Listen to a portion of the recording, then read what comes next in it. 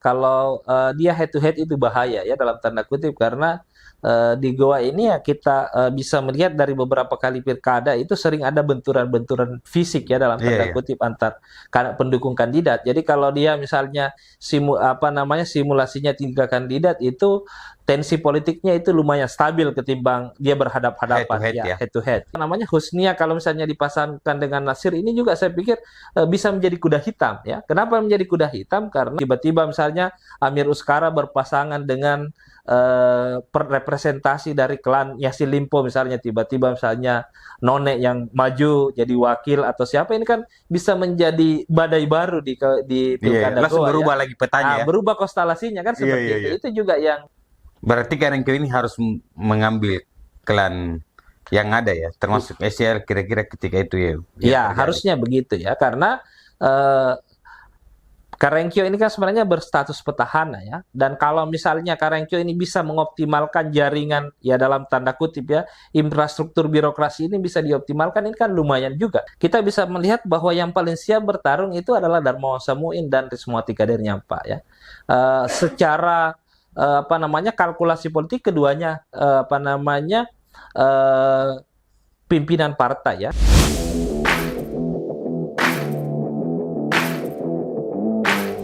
Rizal Fauzi, Direktur Public Policy Network. Selamat datang di Iya, podcast Rakyat The News. selamat datang. Iya, iya. Terima kasih sudah diundang ke sini. Ya, Kayaknya baru injak lagi ya. iya, Sudah berapa lama kayaknya baru iya, punya kesempatan kita berdiskusi soal politik. iya betul. Sudah beberapa bulan ya. Kebetulan akhir-akhir ini banyak riset soal kebijakan di pemerintah daerah dan kementerian kita kerjakan. Jadi belum sempat untuk berinteraksi Iya, lagi. iya, iya, iya. Tapi kan kami berharap bahwa kehadiran Pak dosen juga ini dosen juga Ya, dari Unhas ini ya, sekaligus Direktur Polinet ya, banyak juga gagas soal politik. ya. Jadi tentu ya kalau kita melihat dari fenomena yang ada sekarang ya segala sesuatu tidak bisa dilepaskan dari politik ya, termasuk bagaimana birokrasi kita, bagaimana kualitas kebijakan kita, ya termasuk kualitas pelayanan publik kita itu tidak lepas dari proses politik ya. Jadi mau tidak mau di apapun profesi kita ya kita harus melek politik lah. Setidaknya kalau kita tidak bisa memberi sumbangsi gagasan, setidaknya kita bisa apa namanya tidak ikut dalam arus negatif politik ya, tetapi kita bisa menjadi pemilih cerdas ya. Itu yang Ya, saya pikir penting ya untuk kita semua untuk terlibat. dan kita harap juga bahwa podcast ini menjadi ruang-ruang politik ya. Ya, saya pikir ya Rakyat.News ini adalah podcast yang mengedukasi ya, bukan hanya sekedar menyampaikan informasi, tetapi juga mengedukasi dan memberi ruang kepada siapa saja untuk menyampaikan gagasannya. Dan inilah yang saya pikir yang agak kurang atau agak kering akhir-akhir ini dalam dunia politik kita ya, karena orang sekarang lebih sibuk kejar rekomendasi partai ketimbang kampanye kan saya mau bikin apa, Iya, iya, iya, iya. gagasan saya apa, kan seperti itu. Katanya orang semua, hampir semua kandidat di Jakarta semua menunggu. Ya, itu tadi ya karena apa namanya ternyata proses seleksi tahapan untuk diusung oleh partai itu ternyata tidak setransparan, tidak seakuntabel proses-proses yang kita impikan begitu ya bahwa kalau kita mau diusung partai ya harus surveinya bagus, visi misinya jelas ya. Hmm. Tetapi lebih dari itu banyak variabel-variabel lain. Salah satunya misalnya apakah amunisinya siap tempur ya, apakah jaringan yang mengendorse kandidat ini kuat sampai di level pusat ya. Kalau hanya di daerah saya pikir ini juga yang membuat banyak figur-figur yang awalnya populer tetapi akhirnya belakangan semangatnya menurun karena akses pusatnya terbatas ya. Berarti bukan lagi soal elektabilitasnya yang tinggi ya, tetapi faktor-faktor jaringan dan duitnya juga yang menjadi penentu Ya untuk itu, diusung juga di yang partai. menjadi tantangan kita hari ini ya, karena di era sekarang yang harusnya demokrasi kita semakin maju, masyarakat kita semakin cerdas ya, tingkat stunting kita semakin menurun, harusnya pertarungan politik kita bukan lagi pertarungan siapa punya uang berapa, ini orangnya siapa, tetapi apa gagasan yang mau dilakukan.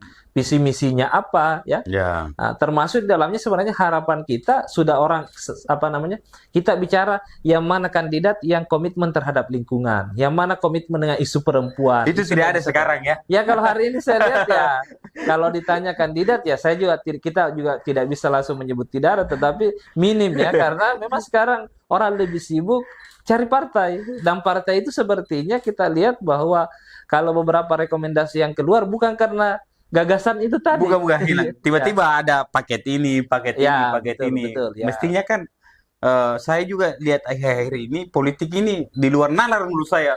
Oh, Ya, gimana jalannya sama misalnya. ya betul. Itu tadi makanya saya katakan bahwa kita tidak lagi kita minim dalam koridor etis ya, dalam artian bahwa yang diusung itu yang populer, yang punya gagasan, yang punya track record bagus ya. Itu kan harusnya itu yang menjadi pertimbangan, tetapi sekarang ini kan banyak kejutan-kejutan ya, tiba-tiba tidak pernah pasang baliho, tidak pernah sosialisasi masyarakat.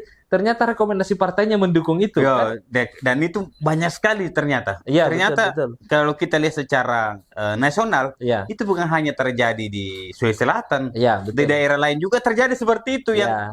yang harusnya kan normalnya bahwa kita lihat yang punya elektabilitas, popularitas yang baik. Betul. Bahkan itu tidak menjadi tidak menjadi perhatian kita sebenarnya. Ya, itu tadi, itu yang saya katakan tadi bahwa ada ketakutan kita dalam diskursus politik hari ini. Apa ketakutan kita? Bahwa hari ini ternyata kita berada dalam perbincangan-perbincangan yang menuju ke proses sentralisasi demokrasi. Kenapa? Karena sekarang kayak menentukan siapa yang bertarung, siapa yang kandidat yang akan naik gelanggang politik ini kan DPP semua, DPP partai. Ya, jadi itu tadi, bahkan ya ada beberapa kasus di mana ketua partainya tidak dapat rekomendasi partai itu sendiri. Ya. Bahkan banyak juga yang dapat seperti itu. Nah, kita lihat lagi di Sulsel. Di Sulsel ini kan semakin mengerucut ya, dari 11 calon di awal Mei bertarung akhirnya sudah teredup, kemudian tereliminasi. Kemudian Makassar juga sudah mulai kelihatan paket ini, kemudian di Goa. Menurut Anda pilkada di Goa ini seperti apa? Ya, jadi sebelum masuk kita ke Goa ya, saya pikir yang perlu juga kita soroti misalnya adalah Sulawesi Selatan ya.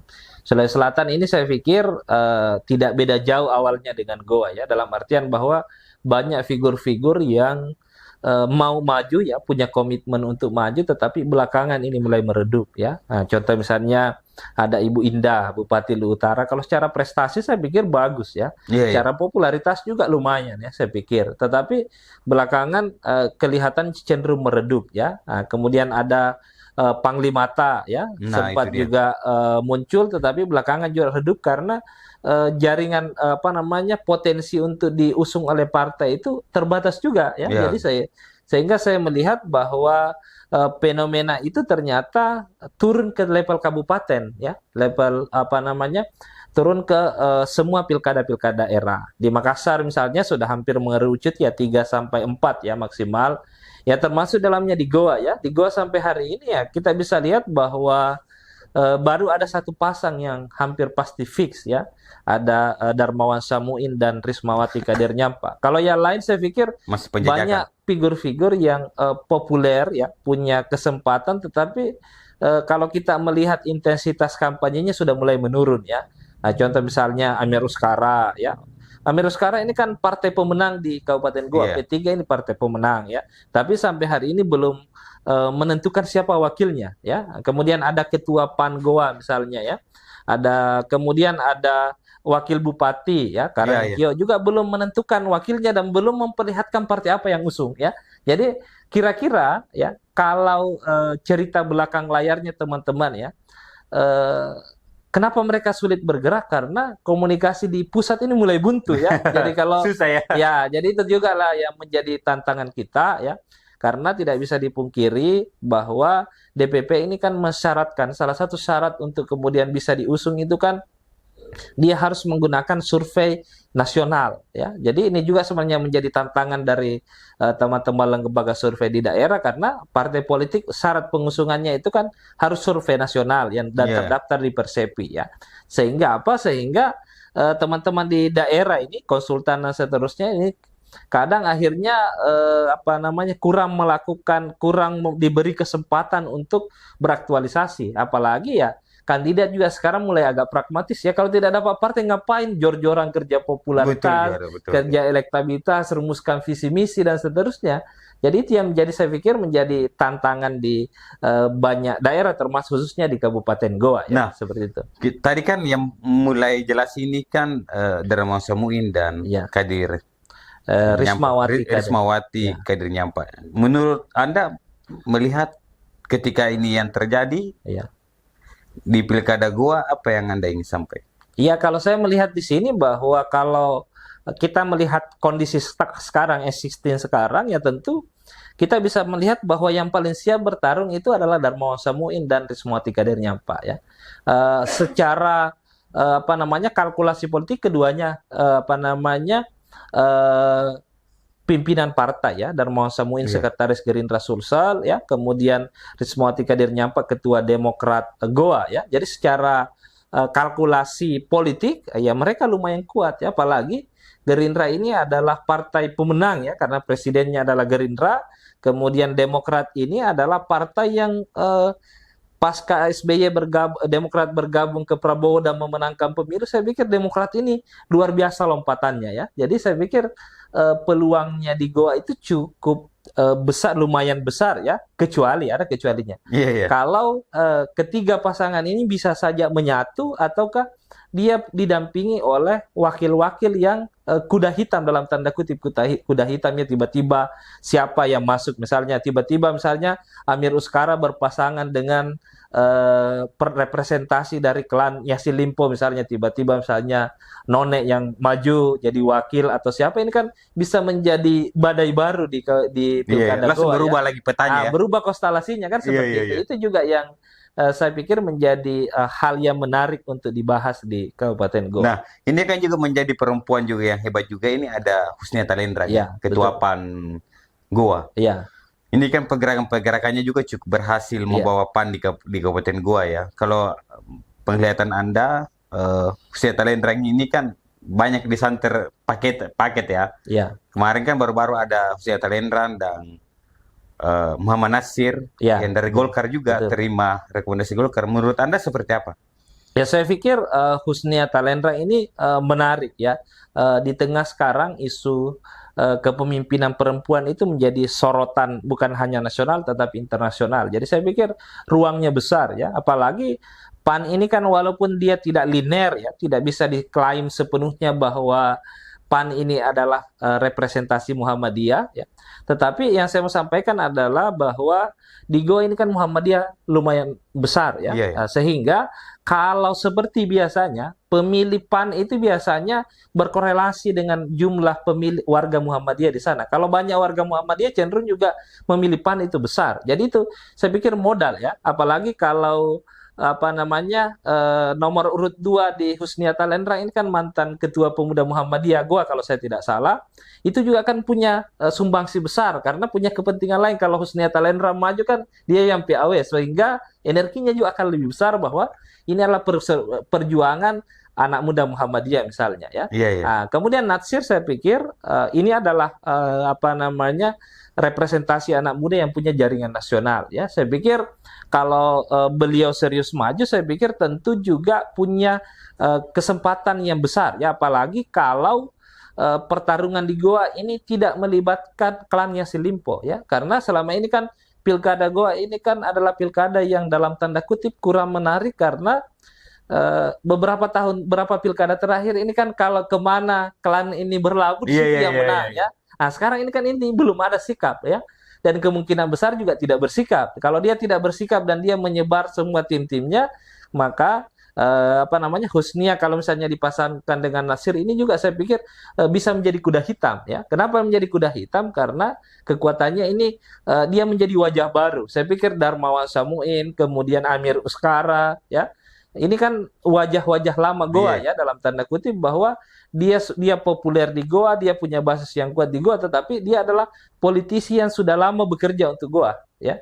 Nah, tapi kalau misalnya Husnia Talendra dengan Nasir ya, itu saya pikir bisa memberi warna baru bahwa ini adalah perubahan Goa, karena dalam tanda kutip ya, biasanya secara teori perubahan sosial ya, ada fase di mana masyarakat itu jenuh dengan kondisi-kondisi yang ada. Ini kan sudah hampir 20 tahun ya, Goa dipimpin oleh klan Yassin Limpo. Jangan-jangan masyarakat ini jenuh dan mau hal baru ya. Nah, ini yang menjadi peluang bagi pasangan baru ini kalau misalnya serius untuk bertarung ya. Berarti ada peluang juga ya pasangan-pasangan baru untuk maju bertarung ya. Ya, saya pikir besar peluangnya, apalagi kalau misalnya kandidat yang ada ini lebih dari 3 calon ya, apalagi misalnya 3 calon, karena kan syarat pilkada itu kan hanya menang 30% ya, beda dengan ibu kota negara itu kan yang kalau misalnya dulu itu harus 50+1, kalau di pilkada itu kan hanya 30+1 ya. Kalau misalnya ada 3 atau 4 calon misalnya ya, sebut saja misalnya Darmawan Samuin ya dengan Risma, kemudian ada Amir Uskara ya, atau siapa yang didorong Amir Uskara P3 berpasangan dengan siapa, misalnya Karengkio maju ya, kemudian Husnia Talendra maju. Nah, ini kan besar peluangnya ya. Nah, tinggal memang ya, saya pikir yang menarik dari Goa itu kan isu borong partai itu kan tidak berkembang ya. Jadi menurut saya ini adalah kabar baik untuk masyarakat Goa ya, bahwa ini ada pertarungan, ada saja pertarungan yang menarik ya. Tidak ada yang mendominasi ya. Ya, tidak seperti dulu bahwa ini simpulnya ini sudah hampir dipastikan ini yang menang kan, seperti itu. Dan ya saya pikir ya memang ya Adnan Purita Iksan sebagai Bupati Goa ini memang saya pikir punya banyak prestasi ya. Saya pikir dengan adanya ruang publik, misalnya tempat jogging ya, lapangan Syekh Yusuf, kemudian ada masjid, ada Beautiful Malina, itu kan sebenarnya adalah wajah baru dari Goa yang dulu ya di era sebelumnya dianggap Goa itu infrastrukturnya rusak, tidak ada yang benar. Sekarang berarti secara politik juga Bupati Goa ini kan menjaga situasi politik yang normal ya. Betul, tidak ada yang mendominasi bahwa satu orang borong partai, satu orang partai, dan kemungkinan di Goa ini 3 calon kemungkinan besar. Ya bisa saja begitu ya, arahnya 3 calon. Kalau mau menarik itu 3 calon ya. Kalau dia head to head itu bahaya ya dalam tanda kutip, karena di Goa ini ya kita bisa melihat dari beberapa kali pilkada itu sering ada benturan-benturan fisik ya dalam tanda kutip antar pendukung kandidat. Jadi kalau dia misalnya simulasinya 3 kandidat, itu tensi politiknya itu lumayan stabil ketimbang dia berhadap-hadapan head to head ya. Tapi kan kita tunggu juga ini keputusan Amir Uskara, ketua P3 di Goa ya. Iya, betul. Dan wakil ketua umum DPP P3 ya. Iya, betul ya. Dan pemenang pemilu pastinya, pemenang pemilu di Goa kan, seperti itu. Nah, kita lihat langkah politiknya, karena kemungkinan ketika P3 ini bersikap juga akan banyak mempengaruhi kondisi-kondisi politik yang ada di Goa. Saya pikir ya, kalau kita melihat dari kondisi sekarang ya, saya pikir dalam tanda kutip dia tidak terlalu berpengaruh kalau P3 bersikap, karena kan dia pemenang. Orang sekarang asumsi yang berkembang di masyarakat ini kan bahwa orang pastikan bahwa P3 ini pasti mengusung calon bupati. Ya, apakah itu Amir Uskara, apakah itu dia mendorong orang lain ya, termasuk putranya sendiri misalnya dia dorong ya. Nah, cuma ada tantangannya ya. Kalau Amir Uskara ini saya pikir kalau dalam beberapa pilkada itu P3 itu selalu bagus trennya di Goa, tetapi ada sekarang tantangannya, karena kalau putra beliau betul fix bertarung di Makassar, ini kan resistensi isu dinasti ini kan sangat kuat. Kalau anak didorong bertarung di Makassar, bapak misalnya bertarung di Goa, ini kan menjadi menjadi tren yang kurang disenangi masyarakat dalam tanda kutip ya, khususnya kelompok-kelompok intelektual. Nah, itu yang kemudian akan terjadi ketika terjadi itu. Berarti kalau kita kembali ke Goa, berarti 3 figur ini yang kemungkinan dipastikan akan bertarung, Darmawan Samuin, HT, dan ya P3 lah, Amir Uskara. Saya pikir bisa 3, bisa 4 ya. Saya melihat ya, saya tidak ingin juga menyebut, tidak memandang Karenkyo ini sebagai figur yang ini, tetapi yang saya mau sampaikan adalah bahwa yang terpenting itu kan sekarang adalah kepemilikan partai ya, tiket ya. Kalau tidak, kalau popularitas bagus, elektabilitas bagus, tapi tidak punya tiket, itu kan jadi masalah. Dan itulah ya, kita kembali ke sedikit keluar, itulah yang terjadi di Pilgub ya. Ada popularitasnya, elektabilitasnya bagus ya, tetapi tidak punya tiket, kan itu masalahnya. Akhirnya. Tapi kalau kita dengar-dengar Wakil Karenkyo ini di Goa seperti apa yang info yang kita dapat? Kalau saya melihat sih sebenarnya Karenkyo ini kan latar belakangnya birokrat ya. Saya pikir kalau birokrat itu kan memang lompatan-lompatan manuvernya itu biasa agak terbatas ya, dalam tanda kutip, dalam artian bahwa pola kerjanya biasanya tersistematis dan lebih tenang ya ketimbang politisi. Kita juga tidak bisa langsung mengatakan bahwa mesinnya sudah mulai turun. Tetapi saya melihat bahwa Karenkyo ini tanpa sokongan dari bupati misalnya ya, ini kurang signifikan ya. Saya pikir kalau dibanding misalnya dengan mesinnya melekat, mesin politik yang melekat pada Darmawan Samuin dan Amir Uskara, saya pikir Karenkyo ini tanpa klan Yassin Limpo di belakangnya, saya pikir peluangnya agak minim dibanding dua figur politik itu.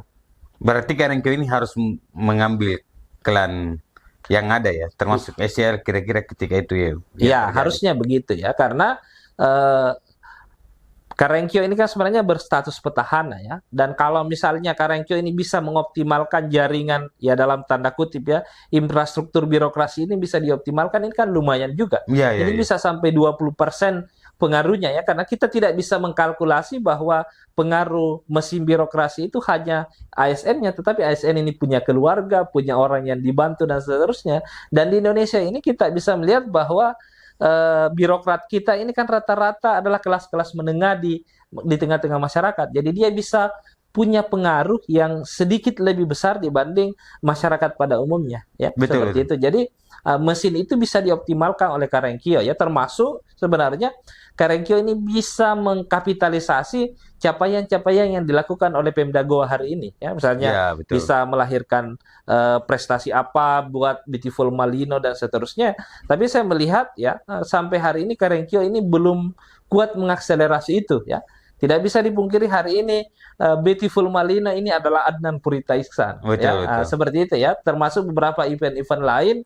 Karenkyo ini masih perlu ya memperkuat strateginya supaya brandingnya, oh ini keberhasilan bersama, ini bukan hanya Adnan, tetapi ini kerja-kerja kolektif antara Adnan bupati dengan wakil bupati. Tetapi andai kan misalnya Karenkyo berada di 3 calon, misalnya dia lebih memilih wakil misalnya kan? Iya. Berarti Karenkyo juga menjadi kunci di antara 3 kandidat ini, misalnya Darmawas Karenkyo atau HT Karenkyo atau ya, saya pikir Karenkyo ini sebenarnya sudah tidak bisa lagi maju jadi wakil karena sudah 2 kali wakil ya. Sempat wakil kan 2 periode dengan Adnan, ini wakil yang sama. Jadi tidak bisa lagi jadi calon wakil, dia harus calon bupati. Jadi Karenkyo ini seperti ya rumus logaritma umumnya 0110. Kalau tidak 01 ya 0. Itu. Jadi kira-kira Karenkyo ini pertarungan terakhir ya, apakah dia mau maju bupati atau tidak. Tidak bisa lagi jadi wakil, tidak bisa jadi ini. Jadi memang Karenkyo ini ya kira-kira kalau bukan 0 harus 1 ya. Jadi kalau memang optimis dengan amunisi, optimis dengan survei ya harus mati-matian bertarung kira-kira. Berarti kesempatan terakhir juga Karenkyo, kesempatannya, karena menurut saya pilkada kali ini di Goa adalah pertarungan bebas. Ya, betul. Beda dengan kita lawan petahana. Ya, saya pikir Karenkyo ini berstatus petahana harusnya. Iya, dan diuntungkan dengan kondisi yang ada. Ya, sayang sekali menurut saya bahwa Karenkyo ini keberhasilan Goa ini masih didominasi oleh Adnan ya. Goa ini adalah Bupati Adnan, bukankah Goa ini, capaian Goa ini adalah Karenkyo kan, seperti itu. Ya, itu saya pikir butuh penguatan ya, penguatan branding khususnya media ya, khususnya bagaimana kemudian menjelaskan capaian-capaian, apa idenya Karenkyo, apa yang sudah dilakukan ya, itu yang perlu kemudian diperkuat supaya masyarakat bisa lebih memahami bahwa ini kerja kolektif, bukan kerja satu orang bupati saja. Iya, Dalam saya ada bersama juga gitu. mengikuti selama 2 periode, betul Ya, juga. Berarti pilihan Karengkio hari ini maju bupati atau mundur atau tidak sama sekali. ya itu pilihannya. Ataukah ya kalau politisi, makanya saya jelaskan tadi bahwa karena Karengkio ini birokrasi, saya melihat opsi yang dibuka itu tidak banyak ya. Nah, kalau misalnya Karengkio ini memperbaiki strateginya dan akhirnya tidak dapat partai, ya kemungkinan terburuknya, maka Karengkio ini harus memimpin gerbong besar merapat kemana? Supaya apa? Supaya dia punya bargaining position yang bagus dengan kandidat yang akan terpilih nantinya. Kan seperti itu. Berarti Karengkio punya kunci juga ya untuk misalnya dia berada di gerbong posisi yang mana misalnya. Ya, Ini. itu tinggal memang apakah Karengkio ini punya kapal besar yang berbeda dengan Adnan. Jangan-jangan ini sama ya. Ini yang dikhawatirkan ya. Saya melihat walaupun secara survei kuantitatif kita belum melakukan, tetapi beberapa informan dan beberapa kami melakukan diskusi-diskusi dengan pelaku politik di sana, saya pikir gerbong ini tidak terpisah begitu ya. Jadi kalau misalnya klan Yassin Limpo ini menentukan pilihan, kira-kira Karengkio ini akan menipis mesin politiknya ya, seperti itu. Oh iya.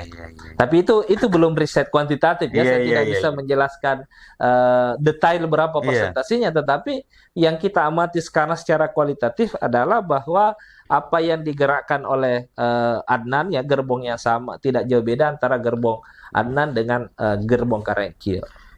Dan sampai sekarang belum ada informasi soal partai-partai yang... Ya, sejauh ini saya melihat bahwa yang real partainya di Goa itu baru Darmawan Samuin dengan Rismawati Kadir Nyampa ya. Terakhir kan Golkar juga yang harusnya mendorong dianggap kader. Ini ya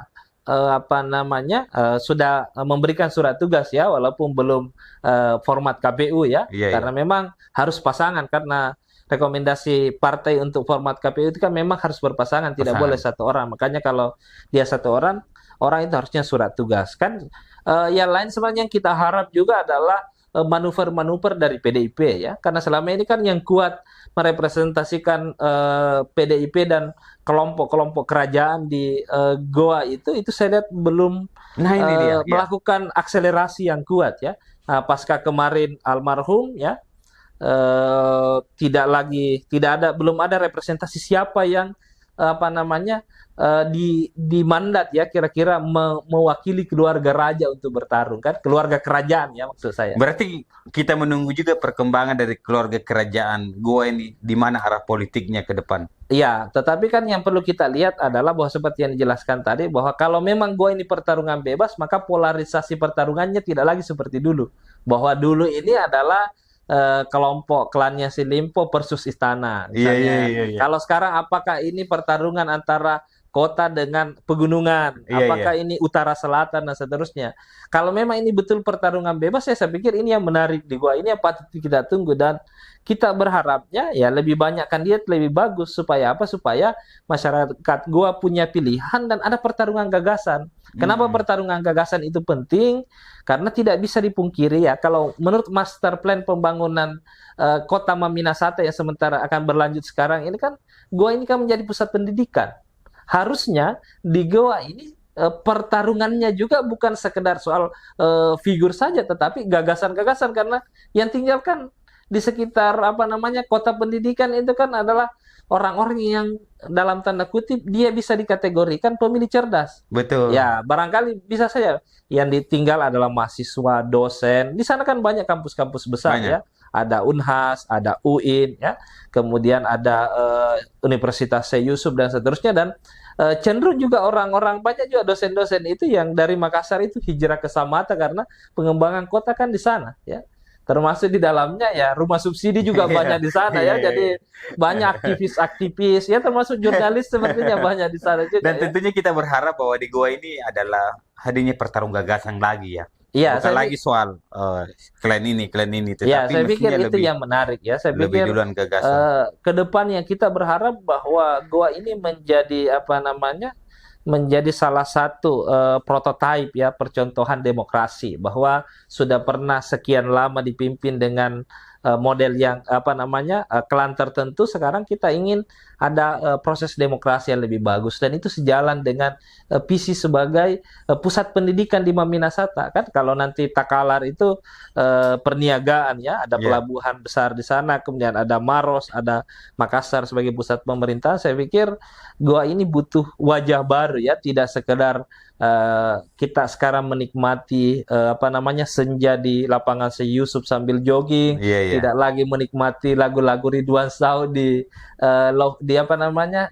Beautiful Malino, tetapi juga demokrasinya menjadi sesuatu yang menarik untuk kita lihat ya. Dan harapan Anda sebagai akademis juga di Pilkada Goa, apa yang Anda harap? Ya, jadi harapan kita ya tentu adalah bahwa di Pilkada Goa ini ada pertarungan gagasan. Saya pikir Goa ini adalah daerah yang kita harapkan bisa berkembang lebih masif lagi ya. Contoh misalnya masih banyak hal-hal yang perlu diselesaikan. Contoh misalnya Goa ini penghasil sayur, tetapi sayur-sayur di Goa ini belum optimal untuk bisa diekspor. Karena kenapa ya? Barangkali karena manajemen pemasarannya belum terlalu bagus dan seterusnya ya. Ada juga masalah lain, misalnya soal tambang ya, yang beberapa tahun lalu itu sempat banjir bandang dan seterusnya. Itu kan butuh konsep pembangunan berkelanjutan ya. Termasuk di dalamnya ya perumahan-perumahan ya. Jadi perumahan itu adalah seperti dua sisi mata uang. Di satu sisi dia bagus karena ada kemajuan, tetapi di sisi lain itu ada masalah baru. Kalau AMDAL-nya tidak bagus dan seterusnya, ini sudah menyebabkan banjir, kesemrautan kota dan sebagainya. Nah, saya pikir Goa sekarang yang menuju ke kota modern ini, itu tantangannya sangat besar ya. Nah, betul. Dan calon-calon ini kan calon-calon yang terbaik. Ya. Apa yang Anda ingin sampaikan kepada Darmawan Semuin dan Kadir Nyampaiu? Ya, kalau semua ya harus kita sampaikan ke semua satu-satu ya. Ya, dan siapapun yang menang, ya harapan kita adalah bahwa yang pertama tentu kita ingin bagaimana kemudian proses demokrasi ini berjalan dengan baik ya. Yang kedua adalah bahwa kita ingin ada pertarungan gagasan ya. Pertarungan gagasan itu berbasis survei. Betul tidak? Ini kebutuhan masyarakat. Jadi kita jangan lagi masuk terjebak dalam ranah apa keinginan masyarakat, tetapi apa kebutuhan masyarakat. Walaupun tidak populis, tapi karena ini menjadi kebutuhan masyarakat, ini harus kemudian direalisasikan ya. Jadi jangan terjebak dalam populis, kebijakan populis. Dan yang terakhir, harapan kita adalah bahwa siapapun yang terpilih, kita berharap Goa ini menjadi ruang yang baik ya, ruang yang nyaman, dan menjadi percontohan ya di Indonesia bahwa kawasan pendidikan yang menarik itu seperti ini ya. Dan itulah Goa ini saya pikir punya kesempatan untuk itu. Adnan sudah Bupati sekarang sudah membuat pondasinya, tinggal dilanjutkan, jangan diubah-ubah lagi. Sangat luar biasa ya podcastnya, dan tentunya ini bukan terakhir juga ya. Iya, betul. Dan kita berharap juga dengan kader-kader yang ada, kandidat-kandidat yang ada di Goa ini adalah orang-orang yang terbaik. Ya tentunya adalah mereka lah orang-orang yang ingin memperjuangkan masyarakat Goa ya. Iya, betul. Dan pilkada ini mari kita jadikan pilkada yang damai, penuh gagasan. Iya, betul. Dan tentunya kami selalu mengundang akademisi, politisi untuk bicara di podcast politik. Karena kami juga fokus pada edukasi politik. Di podcast Rakyat dan News. Assalamualaikum warahmatullahi wabarakatuh. Terima kasih banyak atas waktunya.